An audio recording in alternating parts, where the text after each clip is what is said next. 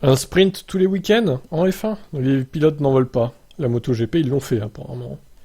Je ne l'apprécie pas.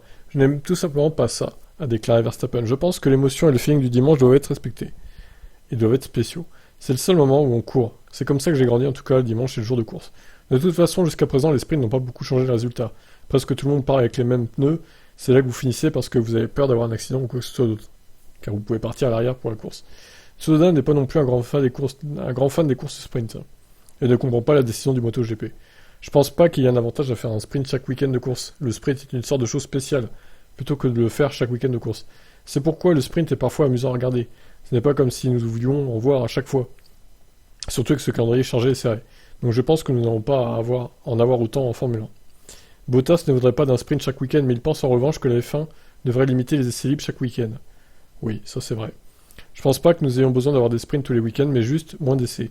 En ce moment, si je devais choisir entre le sprint et le non-sprint, je dirais le sprint parce qu'immédiatement, nous sommes directement dans l'action le vendredi. Russell est étonné que le MotoGP adopte un format sans le tester. Les pilotes de MotoGP, Quartararo le premier, ont été désagréablement surpris par cette décision. Je pense que c'est assez audacieux de la part du MotoGP de prendre cette décision sans l'essayer. Nous avons eu la chance en F1 d'avoir un peu de temps pour l'essayer et voir si ça fonctionne. Le MotoGP et la Formule 1 sont deux choses très différentes.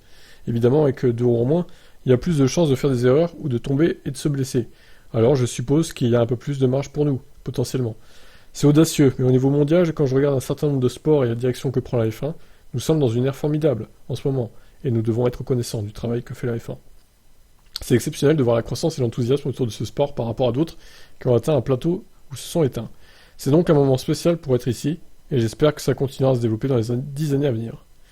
Ouais, donc en gros, les pilotes sont pas trop pour une course sprint chaque week-end. Ça serait un peu abusé, je comprends pas pourquoi la MotoGP ils ont fait ça en fait. Ils auraient pu au début mettre, je sais pas, 5 ou 6 courses sprint par saison, histoire de tester le format. Là, directement, toutes les courses en course sprint, c'est assez inexplicable.